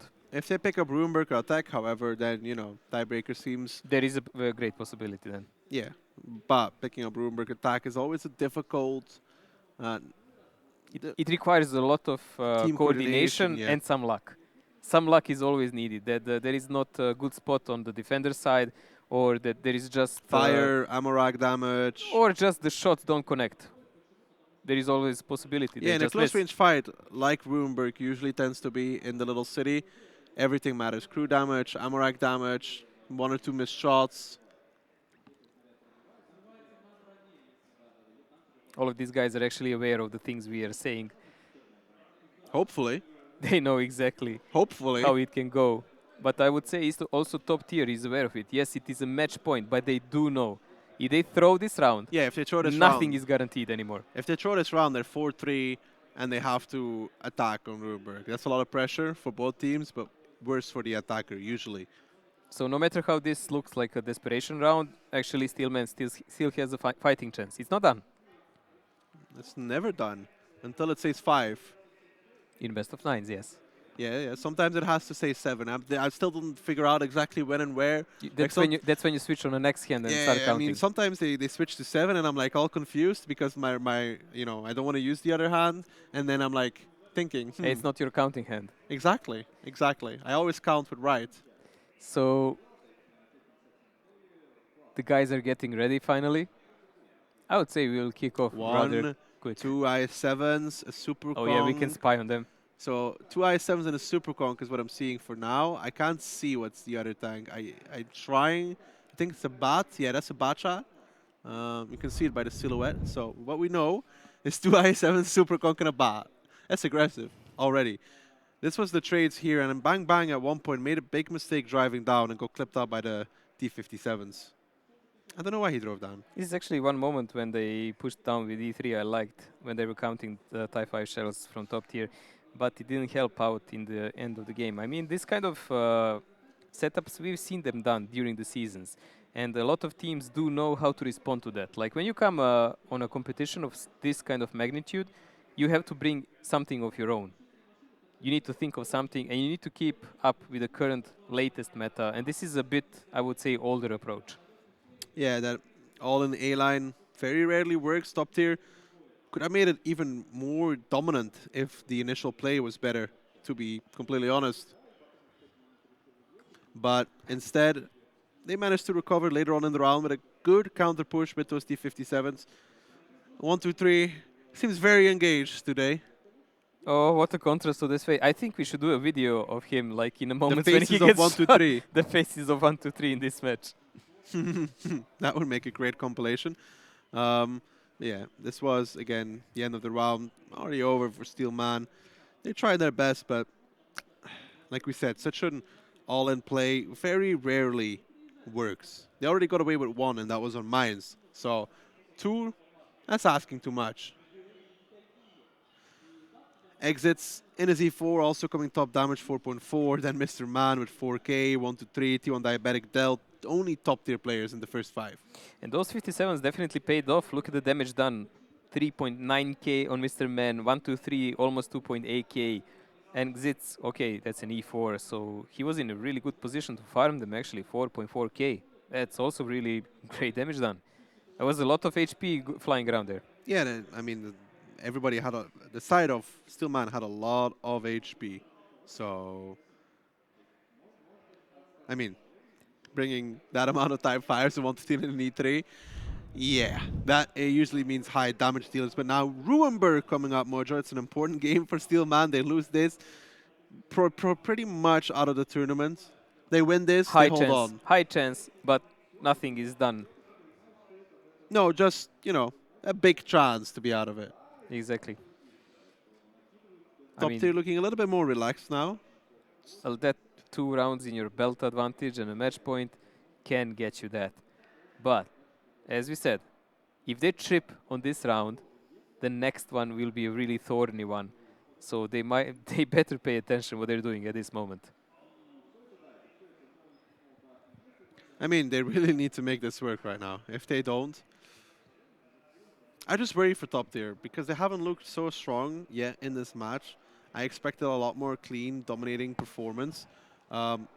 They've made 2 decisive plays here on Himmels and on Prokhorovka, and everything else was pretty much freebies from Steelman. It was a lot of mistakes flying around both sides, I would say. Look at this lineup, Mojo. Steelman on the defense with 4 IS-7s, a Super Conk, a Foch-B, and a Batshot. Top tier on the attack, 5 Super Conks, an AMX-50B, a 113, and a Batshot as well. So actually, Steelmen are defending. Well, yeah, that's what you said. That Foch explains all. They will pretty much try to cover the upper line with him, but 3 IS-7s, that's not really an usual defense. You can drive towards the middle with it if you choose to do that. I mean, you can meet top tier halfway down the lane. That's one of the possibilities that I see with that IS-7. If they push towards the middle road, top tier pushes down the middle, IS-7 side scraping, Foch-B covering, that's a lot of pain. Yeah, but these Super Conks, if they get a good hold-on position, they will out-DPM any of that. Yeah, but they won't take any positions. Steelman won't have to trade if top tier stops. I don't know if Steelman's going to go for that, though. That's the one question I have. 4 IS-7s. That is a lot of meat. That is a lot of IS-7s. If they go 0 line just with the IS-7s and defend from there, I think they will lose. The IS-7 does not have the DPM to just fight with Super Conks. It just doesn't. Like, it doesn't make it work. So they have to go towards the middle, and they have to face top tier early on. They need to stop them before they get to that superior hold-on positions, that's for If sure. top tier is allowed to push into Steelman without taking initial damage, they will flat out destroy the IS-7s with the Super Conks. Yeah, exactly. So there is that. I don't know. It's interesting to see. IS-7s, like we said, older meta. I worry. I hope Steelman really goes towards the middle. Honestly. If they don't, then I don't know. I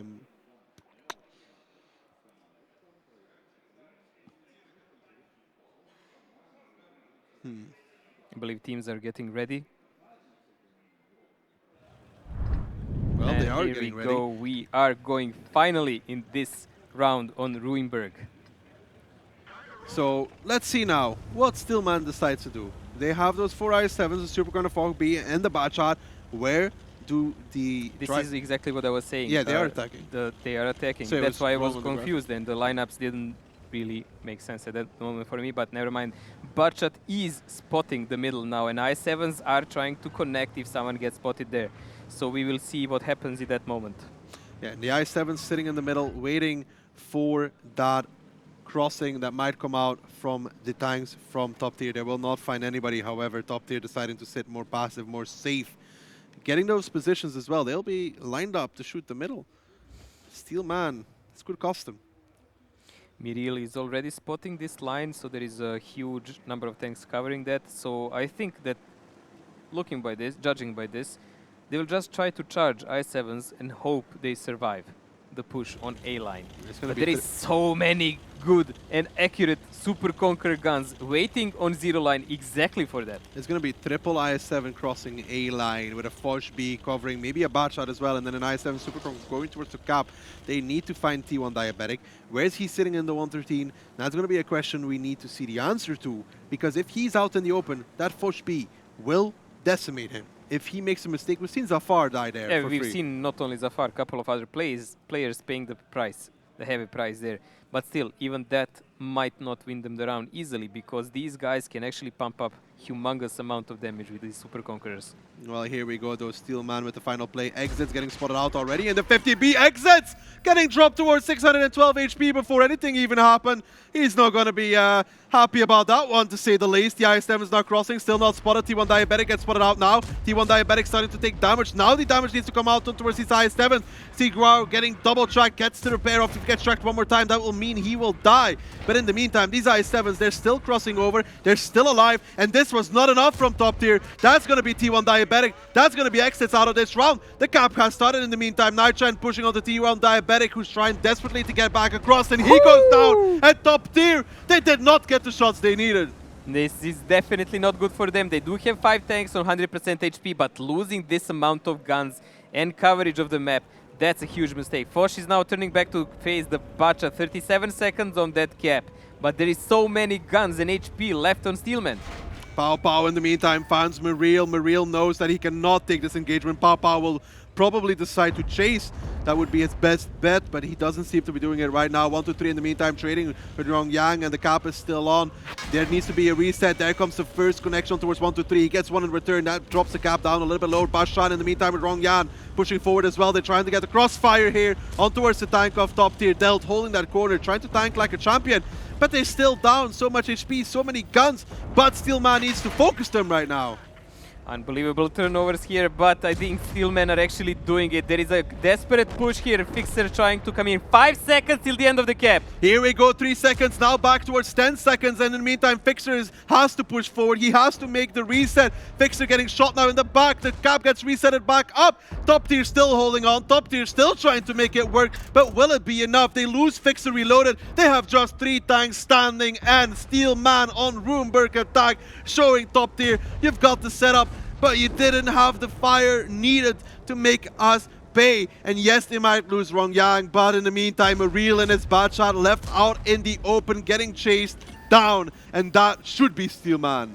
It should be Steelman, and it will be Mr. Man here. Managed to finish off Rongyan, but they need to also catch Miril. Miril is on one shot here, chased by Naishan, who has 2 shells left and much more HP to play around. Delph is also here, almost on one shot. So Mr. Man is the only guy capable at the moment to do anything about the fate of top tier. Yeah, Mr. Man trying to make those connections. Dang Wei Jun just getting a track shot. That will mean Bang Bang will go down towards Mr. Man. He should. Mr. Man picks it up. Pao Pao now pushing in though. Foch B, full HP, full shots as well. That should be the dead for these two Super Kongs, but they are waiting. They are holding the angles, waiting for Nightshine, closing out the round securely as they're supposed to do. Pao Pao now doesn't get the first connection. He's pushing forwards on towards Delt. He wants to find the Super Conqueror. Gets not another connection. Pao Pao starting to struggle here. The Super Conqueror from the front. It's a mean machine. Still, he only has 2 more shots remaining.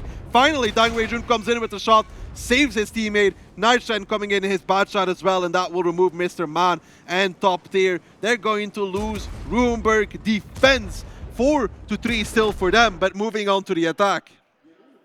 This is not what they were looking for in this game. And we have a quite an undecisive match on our hands actually here. 4-3 for Top Tier. Losing this defense actually throws them in a realm of complete insecurity. If they lose attacking round, which is not unheard of on Ruinberg, they will go to tiebreaker and they can throw. Exits in that 50B. Taking 1.4k damage before anything starts, and then the Super Kongs. When you see this kind of play happen on other regions, you see at least one I7 being focused to kill at least one there singular. was such a sporadic shooting on several targets. You see targets. track shots coming out, and then you see everybody focusing on the guy that just got tracked. And one I7 was tracked. Yes, and then The you see middle one everybody was tracked. normally you see everybody focusing on towards this guy because he just uses repair kit. You track him again, he's dead. Huge mistake. Couple of them actually. This is not looking that good for Top Tier. Nerves are building.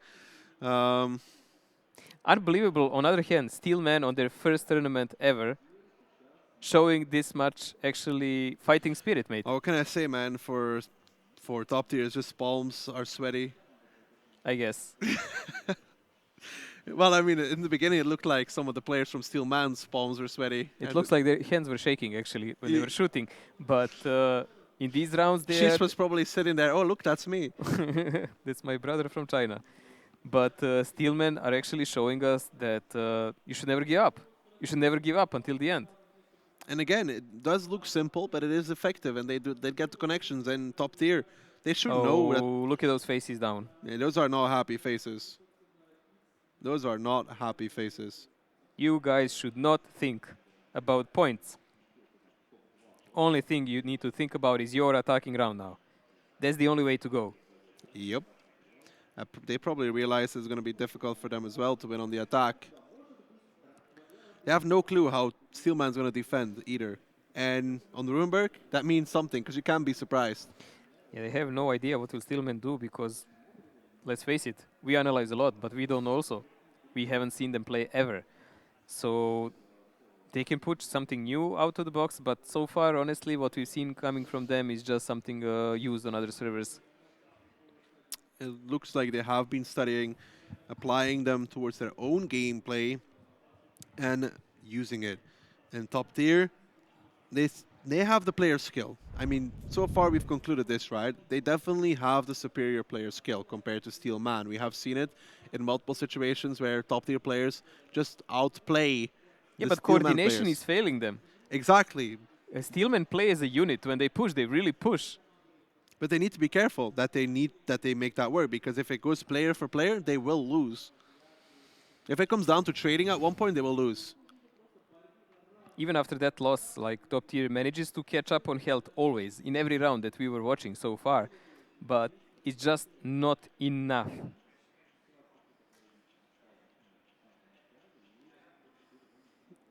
Yeah, that will make a good video. The faces on 1, 2, 3. Mr. Man coming out top damage still. Mr. Man coming on top of it, almost 4k damage there. Super Conk at their best, as we expected. And this is a final kill. Nation going on a butt shot here, pretty much sealing the fate of Top Tier, leaving only those 2 tanks up. Yeah, this is Super Kong from front. Pao Pao's like, pew pew, but nothing goes through. Dang Weijun had to come in and save him, actually, from this one. That is the Super Kong from the front. Almost impossible. It's a good play, actually, by him. It is. And this was the final kill there on towards Mr. Man. Momentum's definitely with Steelman. I mean, you gotta say it as it is. Momentum is with them. they are the underdog. They're making it work. Yes, they're down 4-3, but top tier has not shown that they deserve to win this match clean. They have not shown that they deserve a full 3 points here. No. I mean, everyone should take something from this match, but still, the one who takes at least those 2 points in a tiebreaker will still probably pass the groups. Yeah, that's true. Because I really don't think Ding will allow any of them to take any points. No, Ding has a road to the semis, at least, or the finals, I think, if I'm not wrong, if they win their group. True, but they still need to win the of matches course, but that's why and avoid any kind of surprises. They're not going to want to lose anything. Yes. No one expected that Ding can actually beat Navi in an example last grand finals, but hey, look what happened. Well, we did, but we are from Europe. No one else. That counts for something. Counts in my book, Mojo. It counts in my book. It's called a patriotic book, so it doesn't count anywhere else. Well, I read it, so it's a bestseller. Chinese Steelman getting ready for this round. Might be their last one in this match, or it's going to be a heroic turnover. If it goes to tiebreaker, though, it's Prokhorovka again. Steelman has the quicker round. I'm fairly convinced about that they do. Mine's attack was a really quick round. But they did such a mistakes also on it. Yeah, that's the thing. Did they choose attack or did they choose defense? I don't know which one was worse. I mean, let's say their defense was worse, I would say. But that was the first round of the tournament, and I think they snapped out of it now. They do not have to be that passive. They know it now. Well, Mojo, the final battle could be accurate for this round, at least for one of these two teams, top tier. I expected a lot more from them coming in. Well, here we go. Lineups. IS7s for top tier with double bat. And Steelman, 3 Superkongs, Water Team, AMX50B, Foch B, and a Bacha. Okay, Foch B and a Bacha are quite a big giveaway. How will you set up your tanks in this kind of lineup? But 3 Super Conquerors, that's really cool. We've seen actually top tier trying to play with it also, but not that successful. Huge push coming in from top tier. They're going for all or nothing from the lower side of the map. Bacha's going just to take corners, and I7s will do all the pressure. This split, however, from Steelman, they're sending just one 113 down, and there's 4 tanks out of the fight. I don't like it. I think they're expecting a big push on other cap. They gamble that they might lose actually a round and match because of that. Yeah. But it's part of this game also. And here we go, 5 IS7s from top tier driving towards the cap. They still did not find the 113, but when they do, he's going to be removed rather quickly. Dang Weijun still going down, Bashan going as well. And now the rest of the team really needs to get into this fight. Bashan moving down already, taking one connection. Dang Weijun going there as well. Bashan got set on fire, luckily enough having a fire extinguisher available, but he's in trouble. Look at these IS7s, they're just having fun right now. Exits coming up as well. That's going to be Bashan down and out before anything even happens. That's a Super Kong, and there needs to be a quick reaction from Steelman. Here we go, Mr. Man is going to be the target. Pow Pow pushing in from behind on towards that IS7 to try and take him out of the game. Real in the meantime pushing forward as well. Dang Weijun is the next focus for the boys from top tier. He's down and out in less than 5 seconds. And now the push coming out here from Steelman. They need to make this work because the Batsats 1, 2, 3 and Maril, they are on reload. There is a lot of commotion going on here, but I would say top tier actually has some advantage here. They're dropping the guns of Steelman to her down. Pow Pow is a low HP and he has, I think, only 1 shell remaining. There we go, he's in reload now. That effectively leaves only 3 fighting guns in a Steelman's army now. Top tier closing the distance now with the I7s. Fixer, Delt, and Exit trying to find 9 shine in his Super Conqueror. Xiguao now coming in with a 50B, but it's just not going to be enough to make a difference in this round as Pow Pow goes down and Steelman gambling on the North play, yet top tier came straight through the south, came straight onto them, and they felt the pain. And top tier, it's been a difficult match for them, but in the end they are going to take it clean with a 5-3 victory over Steelman and taking the full 3 points. Final moments here for Steelman. Rongyan is the last guy alive in this battle. Not gonna last that much longer. Top tier closing the game 5-3. The first match of the final battle goes into their favor. Those faces say it all, the relaxing moments. If they lost this game, they might have They thrown look very relieved. They look very relieved, that much is true. With this play, they will not be able to challenge Ding. Nope. Neither will Steelman be able to challenge someone like a European champion. But still, this will maybe give a chance top tier to at least go through the groups. 2 quarters. 2 quarters. And well, Steelman, they're gonna just have to try and surprise Ding by some kind of fast plays. A lot of mistakes in this match from both sides. A lot of inexperience maybe, and not the greatest cohesion on top tier side. We still have to see what will the tournament bring in the future. A lot of things to look at for both these teams. A lot of things to improve and adapt before they play against Ding, because for either of these two, it was not enough. Top tier do get the 3 points, which is the most important thing to take away from this match, at least. Sometimes it doesn't matter, Mojo, how you make it, as long as you make it. You got Dargodzim here. He actually did play the last season, and you can see the t-shirt that he is wearing with the Eclipse, and he's their 8th player at the moment. Yeah, some handshakes coming out. It was a good match for both these teams. Neither of them getting really a free win, if that's to say the least. Not really what we expected coming into this. Steelman, good on the aggression, some mistakes, but top tier. Simple plays that work. I would say like that. I would explain the plays of Steelman like that. They try to make it simple and they try to make it work without too much of details, while top tier on a moment was just stretching themselves too much. Yeah, top tier. They have a lot of things to think about. But still, we said like they don't have Rude Awakening here. They replaced a couple of players like T1 Diabetic came. He's from Eclipse. Then Mr. Man is actually from Aquatics, and we have 1-2-3 from Their Rising. So yeah, 1-2-3 from Their Rising. That's I mean, true. these guys have played first time together now, so pretty much they need to team up a bit.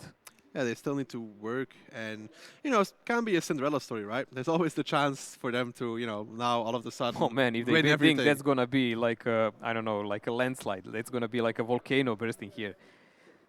Exits here with I don't think I7. they have volcanoes around Moscow, Mojo. One is gonna erupt here, man. Yeah, If they win Ding, that's gonna be that's gonna interesting. happen. I didn't hear anything about that on the news, so I wouldn't have come. Well, that depends. Nishan, the only guy here in the first page of the damage. Yeah, that play from Steelman all around, it was way too split. I mean, way too split. I mean, compared to the last games when they were actually playing compact, this is definitely not for them. The same mistake they did on Prokhorovka, and they lost it in a pretty much same fashion. Yeah, just 4 tanks not being able to support, and then it's a snowball effect. Top tier picks up the first tank. Yes, they trade, but then top tier picks up the second tank. And positions, reloads, whatever you want. And 5,000 damage difference in this game for top tier. Not 50, Ducky, just 5. And as you said 40, not me, mate. I didn't say such a thing. I never took those words in my mouth. So overall, top tier, I can't say they can be completely happy with what they've done, but they're I don't taking think they should be pure happy at 3 all. points, and that matters, I actually. mean, this was their arguably weaker match. So coming in 5-3 here, then moving on to Ding, it's not really what they were looking for. This was supposed to be a match that Ding looked confirmed. really, really ready and pumped up and we can't brutal say in that European just final. yet. We haven't seen them play. We'll decide that when we see them We play. haven't seen them on this tournament, but we've Yeah. seen them in European final. The only It's difference also a is Ding will different not thing, have a breakneck now. And Breakneck was an important part of that team as well. Yes, so there is always a chance. There is a chance, but We're talking about volcano chances in Moscow again. Pretty much. there's still a lot of teams that could do that, you know. If any team other than Tornado and Rush does it, it will be a small volcano. Well, I don't know, maybe Unique, honestly. I think Unique is really good. Maybe Unique, but Mojo, that was enough talking from us. I think the panel has quite a few things to say, so Matt Andrews, take it away. Good work, Daki and Mojo. More from them with our next game coming up here at the final battle. 1 game down. We got a long way to go. We've got so much tanks, so many games as well. It's all good. And we have Diabetic here, T1 Diabetic, joining us on the desk, along with Myland and Annihilator, of course, as well. T1 Diabetic came over to the desk with a big smile on your face. Like to see that. Yeah. First game down, you're pleased with that? Yeah. I mean, first time, this is like the 3rd time I'm here for like an international event. So being able to get out of groups for the first time, or at least getting a win, because the last 2 times I haven't been able to win, so it's good. But in terms Feels of getting good. out of groups, Yeah. you've done that. That's going to happen for you. Hopefully. I mean, it depends on the Ding and our Ding match, and then their match against Steelman. But If an unusual sort of rotation happens, I suppose we are sort of taking that for granted. You're right, but that was a game that you absolutely had to win. Yes. And it was nevertheless maybe a bigger challenge from Steelman than you were expecting. Or we were talking a lot beforehand about what did you expect from them? How did you deal with preparing to face them? I mean, it was kind of hard because you don't know anything because they're from the Chinese servers, so it's like stuff that we don't have information for. So it was just kind of like, I mean, don't get caught out a bit and just like don't play like, oh, they can't surprise us. So it's like more so like just be ready, just kind of like be focused on what they can do, and maybe something will be like unorthodox or something. But I mean, and that happened a little bit. Yeah, a little bit. Second round of that, you guys were a bit out of position and had to rotate around and managed to turn it back though. Yeah. We're going to look at some of the action with that really good game. Really good start to the final battle. Yeah, I just want to ask quickly as well, T1, about your preparation going into that. You know, like how much can you prepare, or what do you look at when you're trying to prepare against a team that you can't really pull any data from? I mean, you just look into like you just go over practice. I mean, you try to get as best as you can. Just go over what your game is, and then, I mean, your game works out, and just play your game. So, I mean, if you're ready and you think you're good enough, then it should work out. And did you prepare for that T100 getting spotted on the one line? On Prok? On Prok, yeah. That wasn't supposed to happen, but I mean, we saw we lost a tank, so we were just like, we saw like where they were at, so we're like, well, they're most likely going to play 9-0. They got a lot of I7s, so just flex and just hope it works out and get ready for what they do. So going into this match, you kind of looked like you were playing more of a passive kind of play style. Just let them come, try to figure out what they're doing, and I think you did that really well. Yeah, I mean, we knew that Chinese teams usually like to play aggressive, a lot of pushes as like a team, like because they usually have good coordination. So like, I mean, if you look at EL from the past as like the Chinese team, they like to push, they like to be aggressive. So we were just kind of like, we couldn't see what they do, so just be ready for something aggressive. Yeah, we look over more highlights here. On Mainz, you were on the defensive side, and they were pushing the water. And what happened there? I have to ask you. You dropped with the heavies down into the water? Yeah, we. What was the plan? I mean, we obviously were supposed to kill a back crossing. I mean, we didn't get enough punish because they got 2 across. So we kind of like just like rushed it, which we didn't really need to. But it was just kind of like one of those things, like we didn't get to think out like slowly. So we had to make something quick, and it was just a bad decision. Did that round get ahead of you then? You're saying you didn't react quickly enough? We just got over eager, and we just pushed for a reason that we didn't need to. You were 2-0 up. Did you feel like, oh, this is all in our hands now, let's go, let's get this match over with? No, I mean, if you just look at it, it's like usually one at a time. Just like always don't want to get overconfident because stuff like that can happen. Yeah. So. Also, the other side then, when you were attacking, was it your initial plan, going through the water, or did you change your mind like in the last second? For Mainz attack?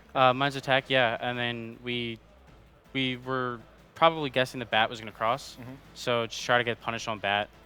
Their bat didn't, so we just kind of like played on cap, made them just get aggressive, just punish them, which we did. We traded out probably at least 3 tanks for just cap, and then we realized that we were starting to run low on like some of the tanks that could flex around, so we're like, we have plenty of time. We could just rotate out and not force anything into TDs.